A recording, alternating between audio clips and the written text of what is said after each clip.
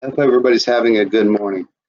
Um, I'm going to be discussing the National Historic Preservation Act and the requirements related to it for historic properties. It's going to be primarily about the National Historic Preservation Act, but we have two methods of compliance, or I shouldn't say two methods of compliance. We have a programmatic agreement that we've established with the SHPO and the Advisory Council on Historic Preservation in Washington that gives us some alternate evaluation processes for it. And Section 106 applies to all federal agencies and all federally funded or licensed projects, which will include the Recreational Trails Program.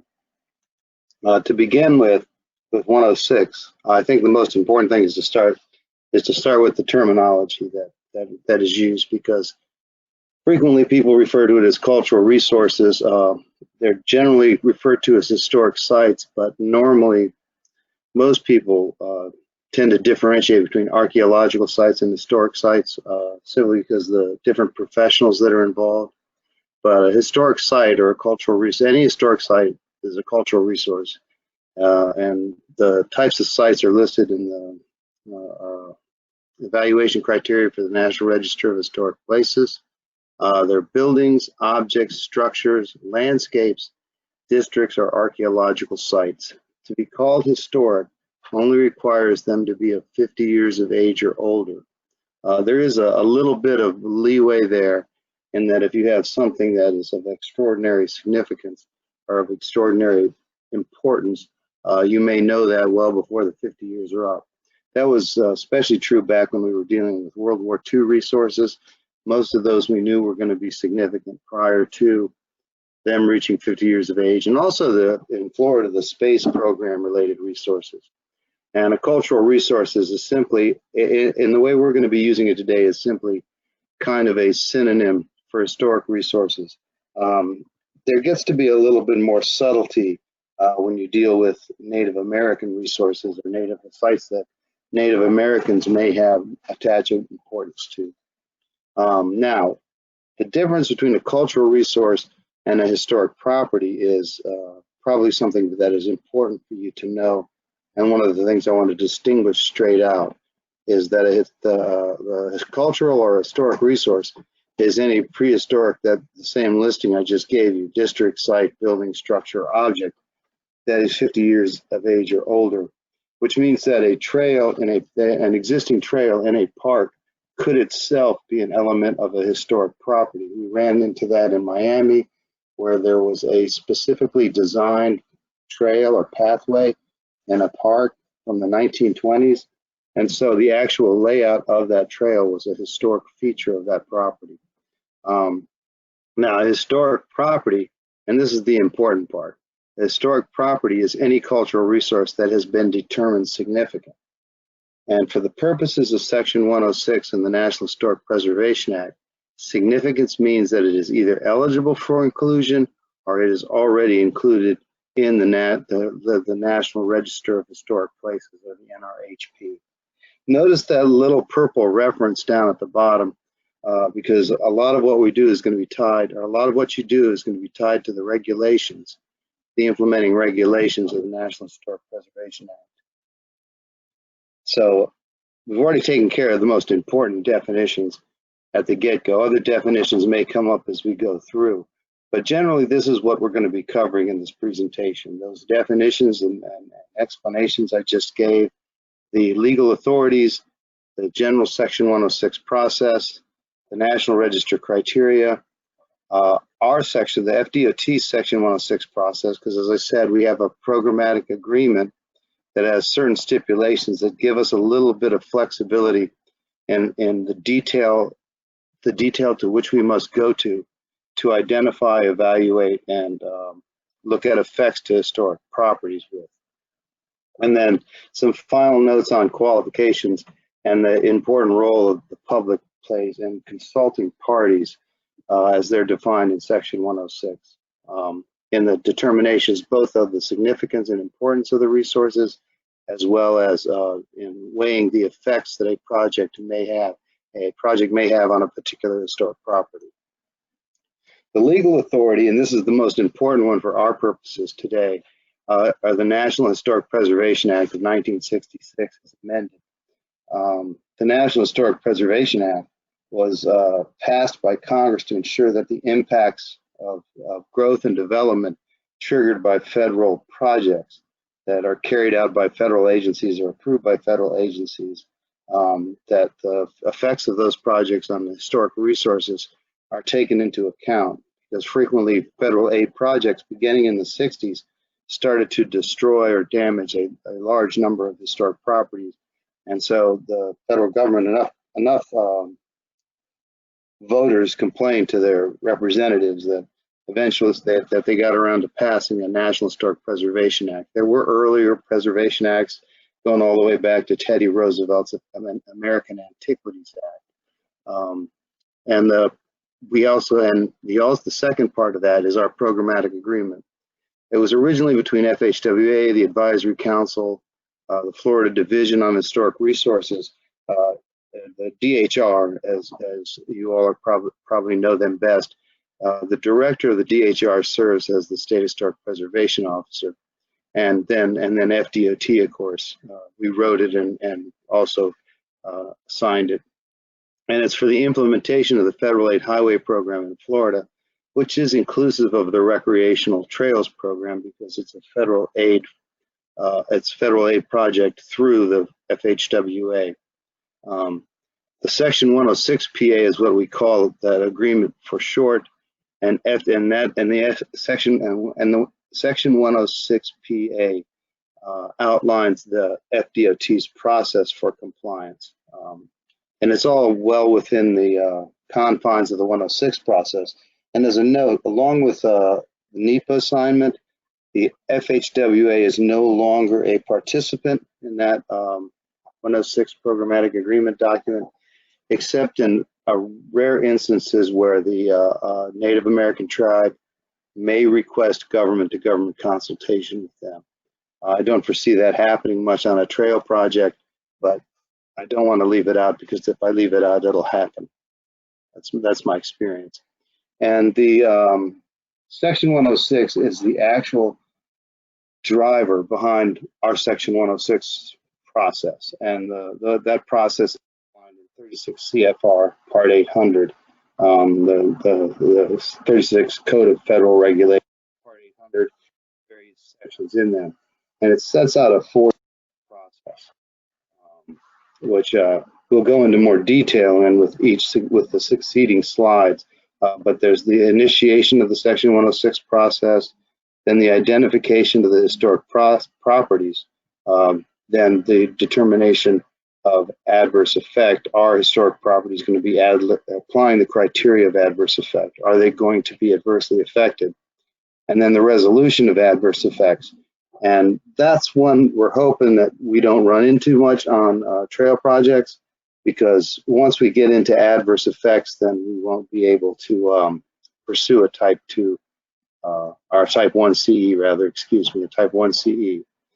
In initiating the Section 106 process, there are a couple of activities, and each one of these steps has an exit point. You'll see noted on each of these slides that are on the steps. The establishing an undertaking is simply determining, for federal undertakings, it's simply determining whether or not there's federal funding or federal approvals that are going to be required for the project. If that is true, then it's a federal undertaking. Works the same way for state undertakings. If the project involves an agency of the executive branch of the state government as a funding source or as an approving agent, then that triggers the state historic preservation law, which is Chapter 267 of the Florida statutes. It requires coordinating it with other reviews as appropriate. Most commonly for us, for these projects anyway, that's going to be coordinating it with the NEPA review.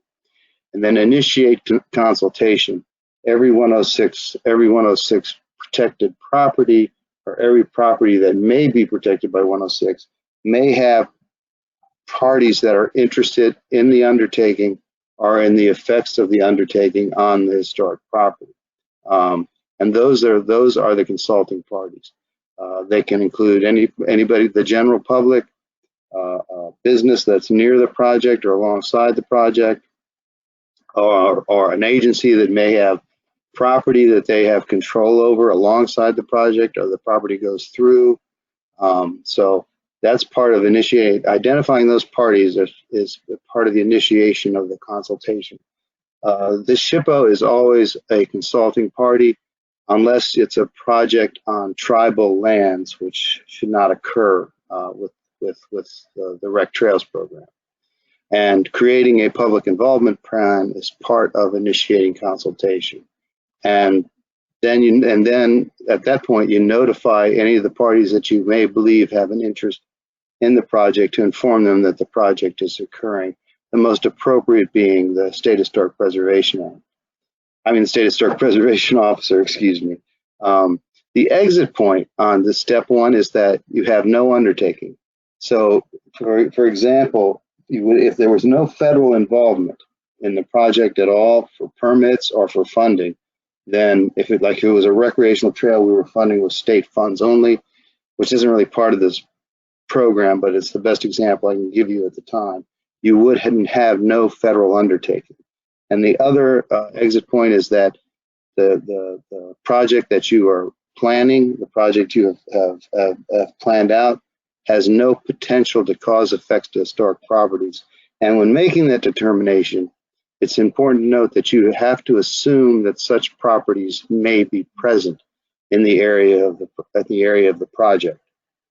And that determination is going to be based heavily on the types of activities that are associated with the project. Because there are certain things that if it's happening right on a historic resource, it's probably going to have the potential to cause effects. And you may not know at this time because you have yet to do an identification of the historic properties involved. The second step begins with the identification of historic properties, begins with determining the area of potential effect, and the identification of the historic properties that are within that area of potential effect. The area of potential effect is the area within which the undertaking may cause alterations in the character or use of historic properties, if any exist. And as I said before, the regulations state an assumption that they do exist there, but you may not know what kind they are, and different kinds of properties are sensitive to different kinds of effects. It's also influenced by the scale and nature of the undertaking, and may be different for different kinds of effects. It should include all the project alternatives that you're going to be weighing, all locations that may be subject to ground disturbing activity, because obviously archaeological resources would be very sensitive to ground disturbing activity, any staging or storage area for materials or equipment, lay down yards or anything like that, all locations from which elements of the proposed undertaking may be visible or audible. Because the criteria of effect, or when you're looking to see what may be affected, you have to include both direct effects, indirect effects, and effects which may be cumulative or may be removed in time or distance to the project, ones that are easily discernible.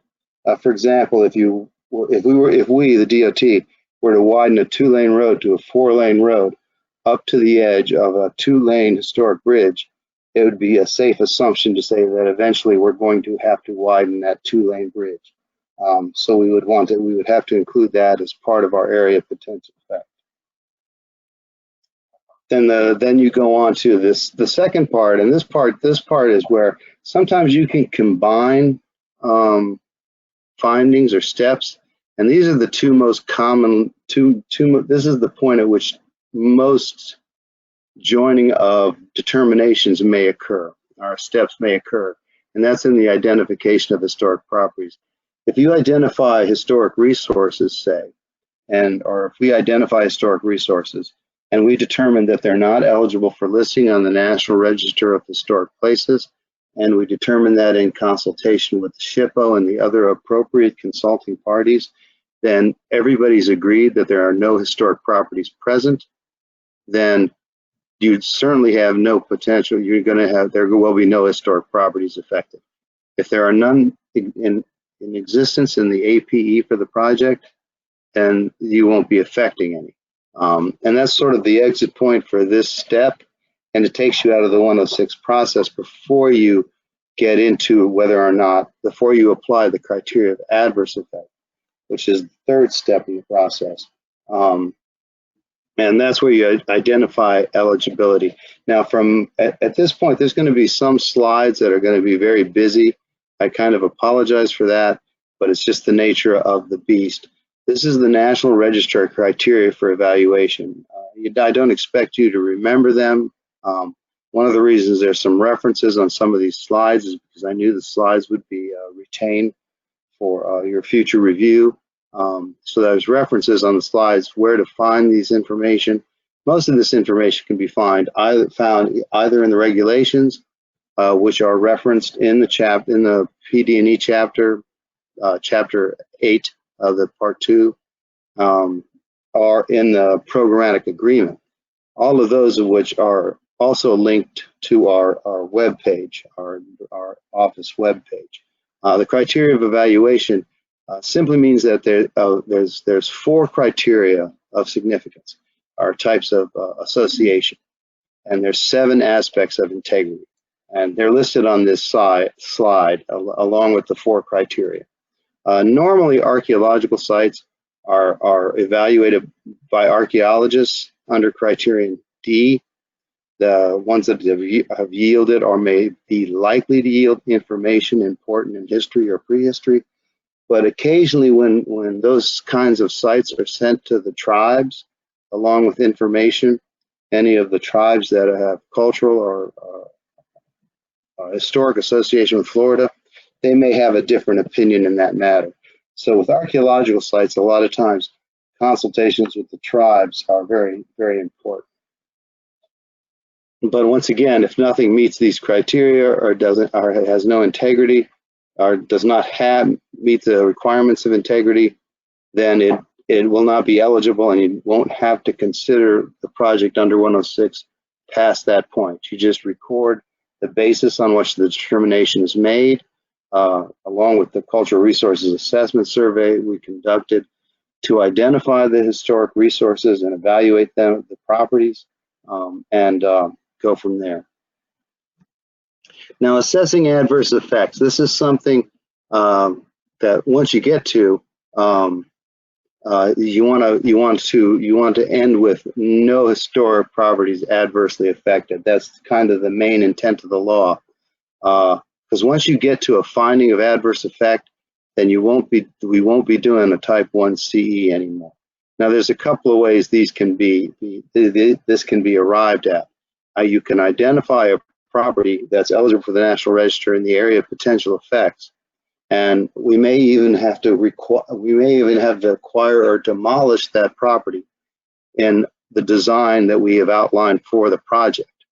But we may identify, once we determine that we have a significant historic property there, we may determine that we can avoid it and not damage it. And that way, that's one way to avoid not having an adverse effect. You have to consult with the SHPO on these determinations along with the other consulting parties. One of the key points of the Section 106 process, and if we go back to the flow chart that I provided earlier, you'll see down the left-hand side coordination and our consultation. Consultation is involved throughout the Section 106 process with the consulting parties and with the public as appropriate. And the exit point for this is no historic properties adversely affected. Now, this photograph was chosen by Matt Marino, who originally developed this particular presentation, or the outlines for this particular presentation. And I retained this structure even though I know very little about it, because it would be obviously this particular property obviously could be easily affected by visual impacts that could have an adverse effect. But that whole one side of the house being glass, that means the view out of it, if not the view into it, but certainly the view out of it would be terribly important. if a roadway was to go through that view shed, or a trail was to go through that view shed, it has the potential to, it certainly has the potential to adversely affect the setting of that property in a way that would diminish its historic value.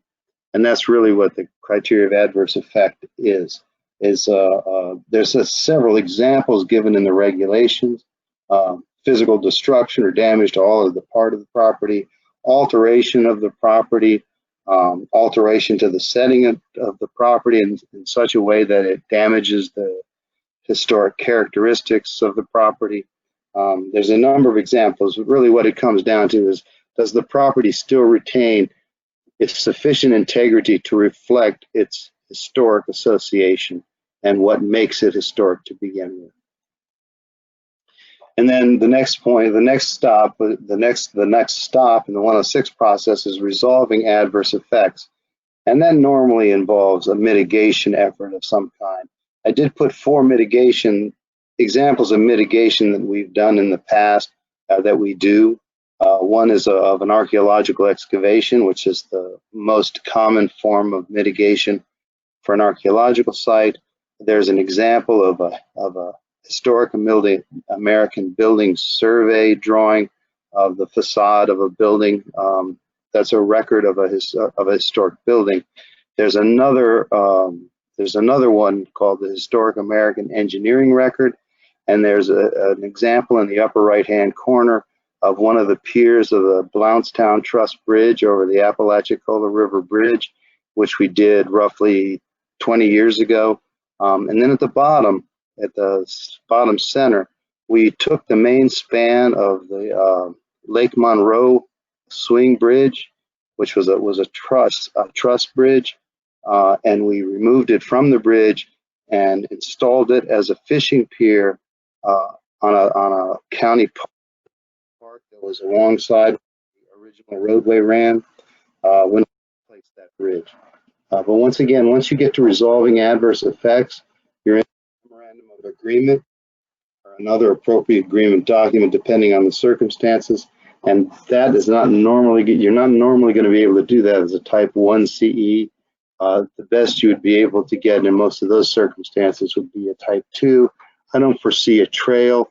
The most likely kinds of impacts where you could have an adverse effect with a trail that would trigger some sort of memorandum of agreement would be the archaeological excavation one, in case the trail was going to damage an archaeological site.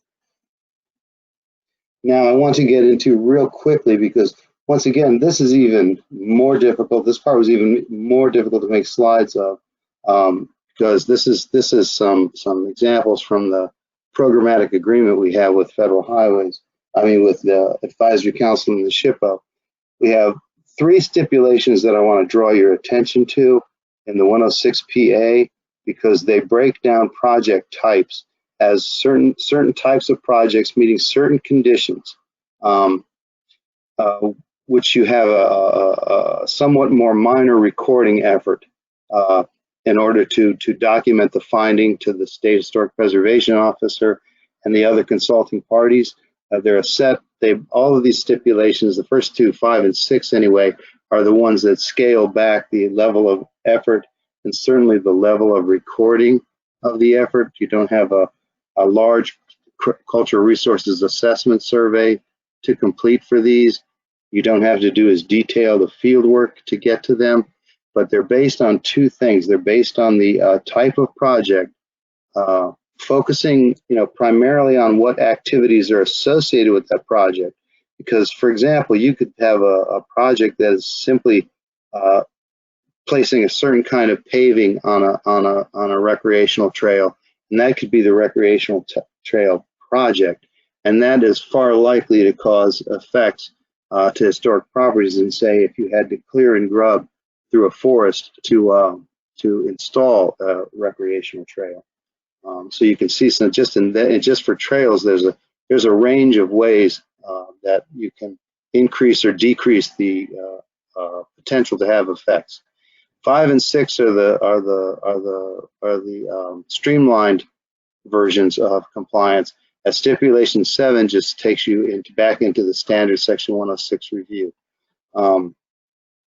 Stipulation 6, this is just an example. The less documentation that is required for compliance, and then it has a set of following conditions. It has to be a standalone project. When you look on the forms, and I have there's some images of the forms here, but you can't really read the form itself.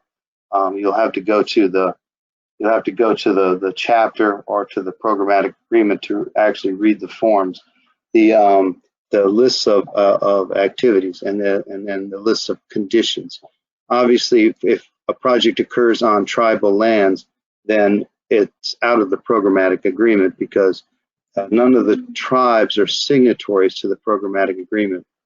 The activities that are listed for the Stipulation 6 projects, for example, here, there's many more projects listed in Stipulation 6 than there are in Stipulation 5. And frequently you can do most of these with a desktop and or a minor field review, and if you find there are no historic resources in the APE, then you can go forward with it. If there are historic resources in the APE, it may depend on whether or not those historic resources have been reviewed by SHPO before, what kind of historic resources they are, what kind of impacts they may be subject to. But since the significance determinations have to be made in consultation with the SHPO and the other consulting parties, neither FDOT nor our DEP can unilaterally make a decision that a historic resource is not significant. That's something that has to be done in consultation with the appropriate parties. And when you get to Stipulation 7, then you're just in the standard review and you go through the norm. And that can actually sometimes be just as short as one of the minor stipulations. But the minor stipulations we set up to be more formulaic so that we would be able to complete them more easily. And here's an example of the minor minimal impact potential determination form. Both the Stipulation 5 and the Stipulation 6 projects are included on this one form so that the decision can be made via using the one form, because a lot of times, like I said, the project is going to include many activities. Not all of those activities may be contained within Stipulation 5. The Stipulation 5 has a small list of activities that are exempted from a detailed review, and you can see them on here for Stipulation 5, which is at the top of the page. Installation of fencing, signs, pavement markings, small passenger shelters, etc. In-kind replacement of or ordinary repair of existing lighting, and so forth. There are only 6 activities that are really covered in Stipulation 5, and then there are the confirmed conditions that it's a standalone project. Now, by standalone, that doesn't mean it can only be one activity.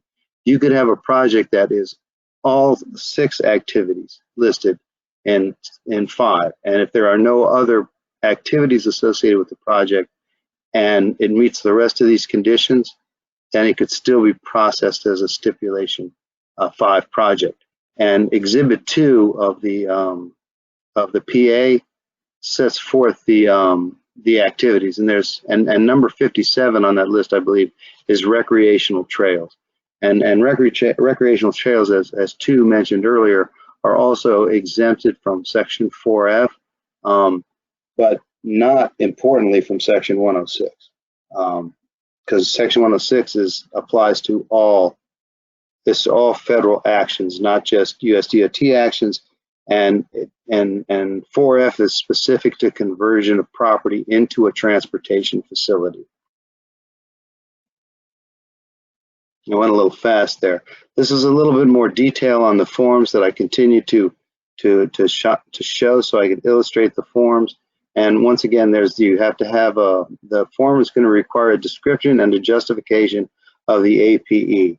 And it's very important to always include maps that show the location of the project, it's the vicinity of the project, and if there are historic resources near the project or just outside of the APE, it's nice to show those relationships, and also the vicinity resources can sometimes indicate whether or not there is a potential for the occurrence of resources inside the APE, and would be part of your normal review, even if you're doing just a desktop review of the tool using our EST tool.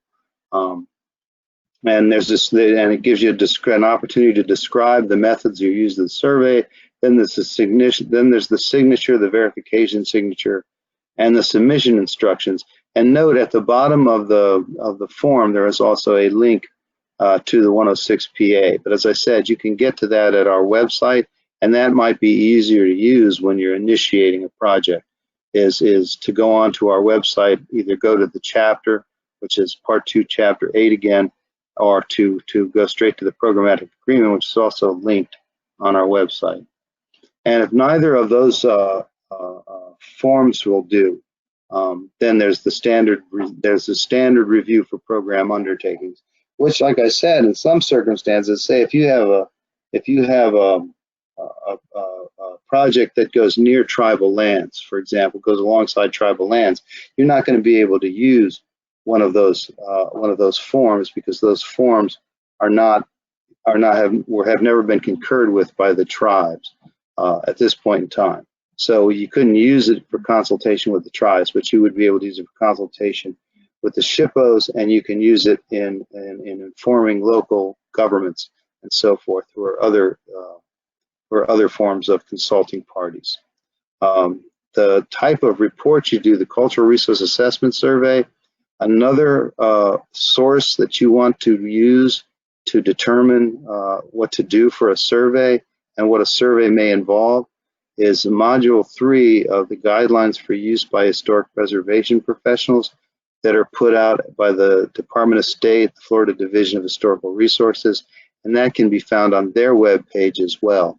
In fact, you can just Google Module 3 and that title, and you would find it on the internet. The other documents that occurs, if there are historic resources present and you've determined that they're historic properties, you may still feel that there's no potential that your project will not affect them.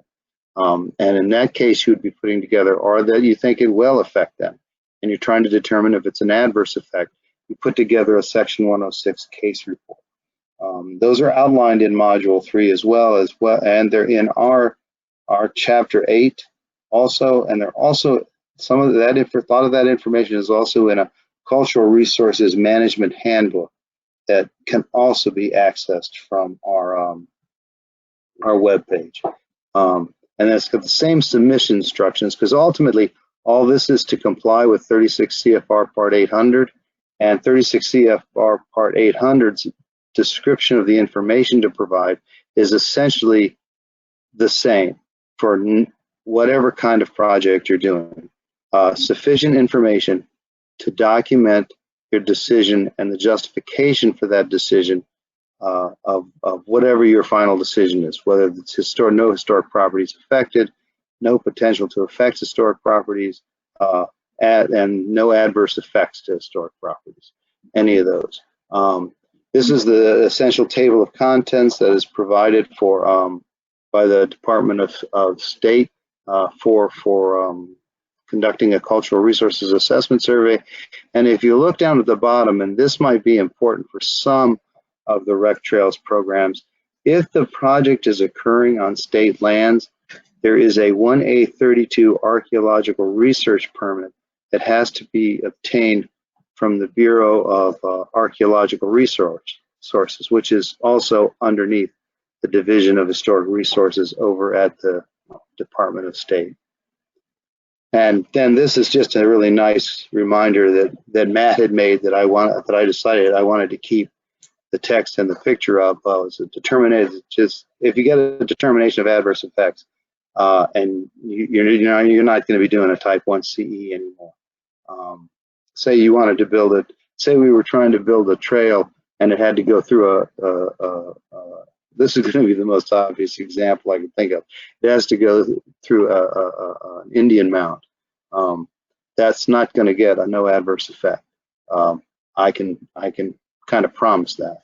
Now, my final notes on this is it's really important that you make sure that you have qualified professionals to conduct your cultural resources assessment surveys. And they can be found in 36 CFR, Part 61, and Appendix A of that. And they have the professional definitions for history, for historians, for archaeologists, and for architectural history. Most of them involve a master's degree or equivalent experience. And that's outlined in those.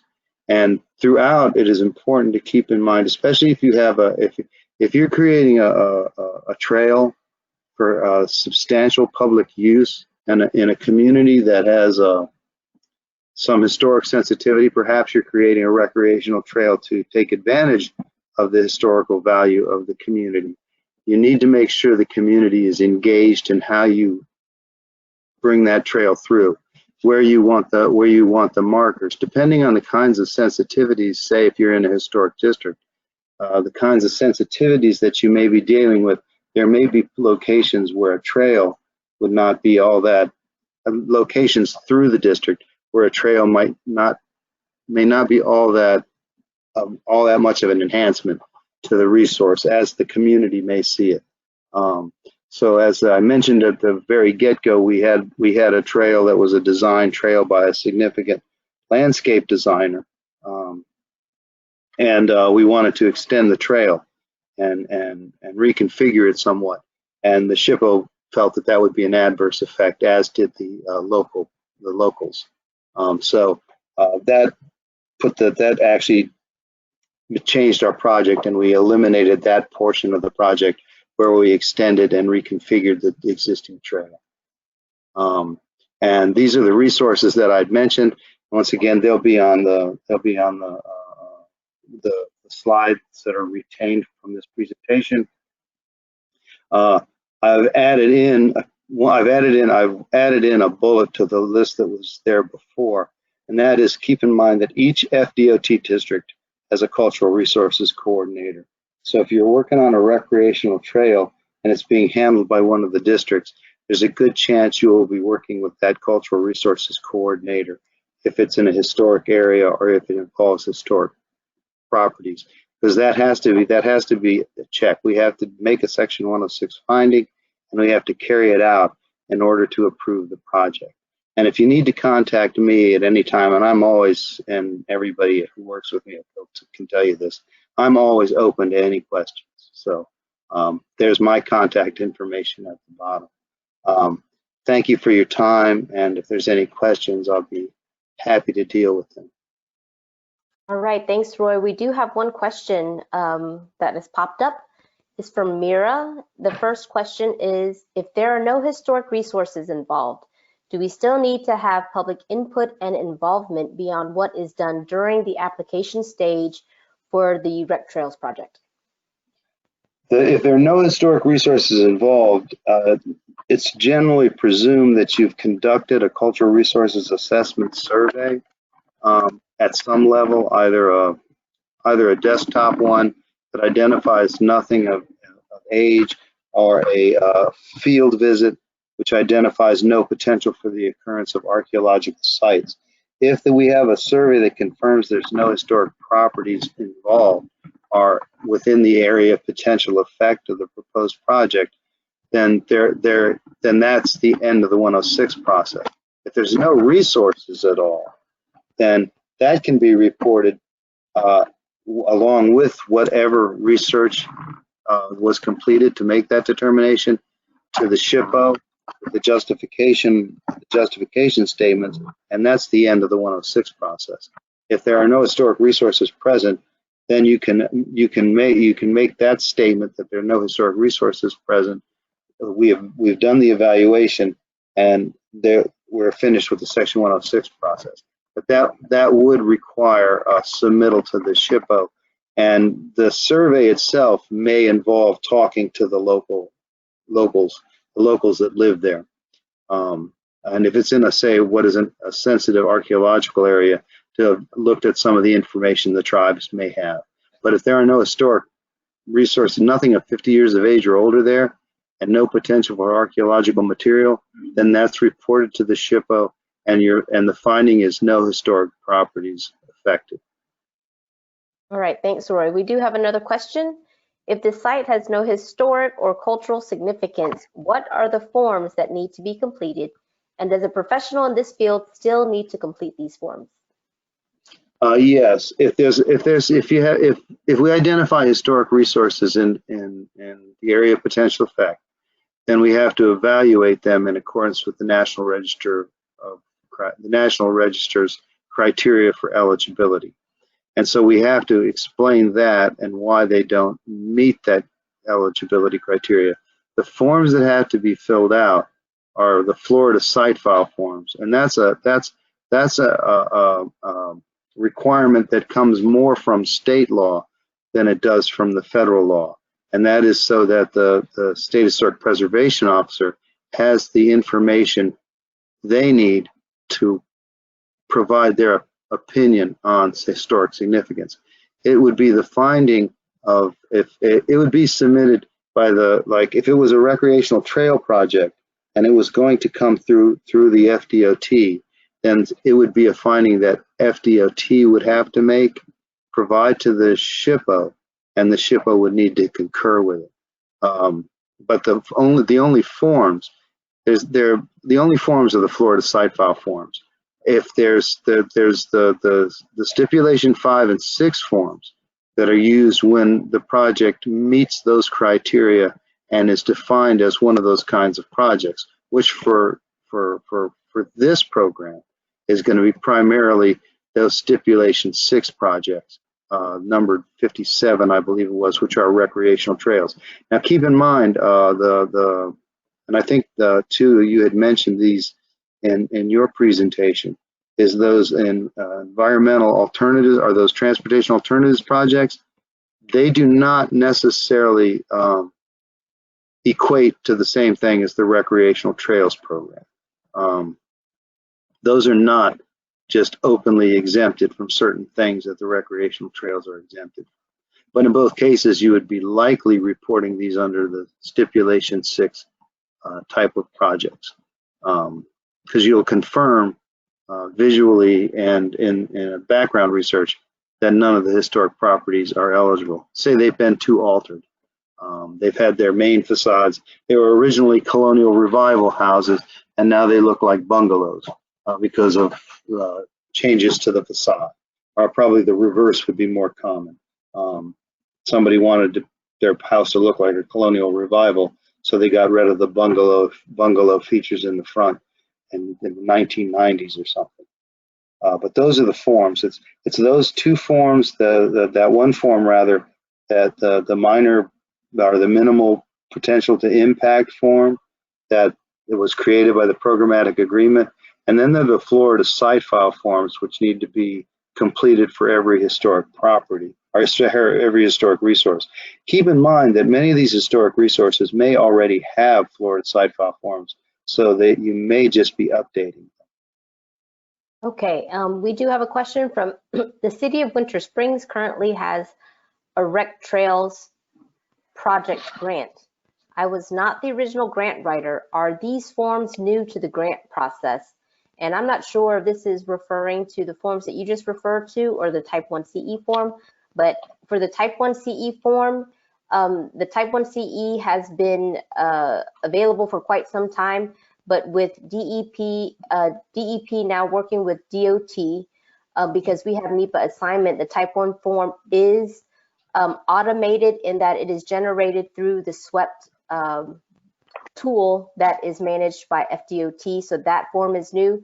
But the forms that Roy is referring to, I think those forms have been in existence for a while. So Roy, I'll let you answer that part.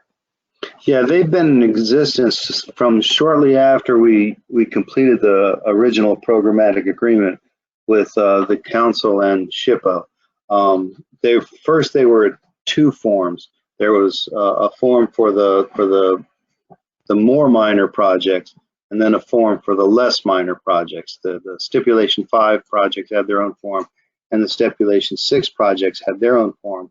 But then we realized logic dictated that the person would have to go through the provisions of the stipulation 5 material before they would arrive at doing it as a stipulation 6 project. So we combined the forms because everybody was doing both forms for most projects, because most projects were ending up as stipulation 6 projects. But those, you do not have to do those forms for these projects. The form, once again, if it has to be submitted to a tribe because there may be an archaeological site nearby or something like that, and we did some testing to confirm that the archaeological site did not reach into the project area, and we need to confirm that and need to get the tribe's opinion on that, then we would be sending that to the tribe, but we would not be sending it in one of those forms, at least not at this time. I am talking to the tribes right now a little bit about extending the ability to use those kinds of forms to the tribes. But right now you would have to use those forms if you wanted to report it to the SHPO that way. But keep in mind, those forms are simply a way to report, an easier way to report it.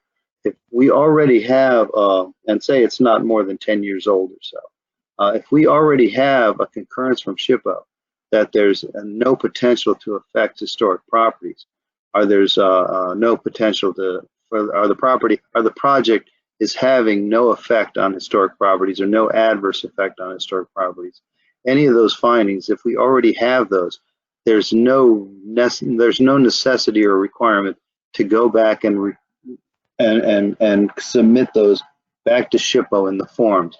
Those forms were made to simplify the coordination with the SHPO. But if you've done the coordination otherwise with the SHPO, simply because if you had to write a notification in a letter form or a letter report or a small technical memorandum to the tribes or to the district, some years ago, and it was submitted to SHPO, and you've got concurrences across the board, and nothing has changed in relation to historic properties on that project, that documentation is still fine. Okay, and I think that leads us to another question. We had confirmed no historical impacts form July 2019. I'm thinking that's from July 2019. Will these confirmations be acceptable, or do we need current confirmation? And I think you just answered that question, Roy. Yeah, and we use the term impact here kind of generally. The real findings we look for, at least in 106, and this is a terminology issue, and it's perhaps something I should have inserted at the beginning, is that we tend to talk when we're dealing with Section 106, we tend to talk in terms of effects and adverse effects to historic properties, not so much impacts. Now, when you get into the rules that implement Chapter 267 of the Florida statutes, they use the word impacts a lot. But in the statute itself, in our state historic preservation statute, that is also written in terms of effects to historic properties. It's only when you get into the rule, and I think it's it's in our chapter. I think it's the Florida Administrative Code. It's sometimes hard for me to remember because there's several rules that there's the rule that governs the permits for archaeological sites, but I think it's 1A42. I could be mistaken. And the 1A42 might very well be the requirement for an archaeological permit for research on state lands.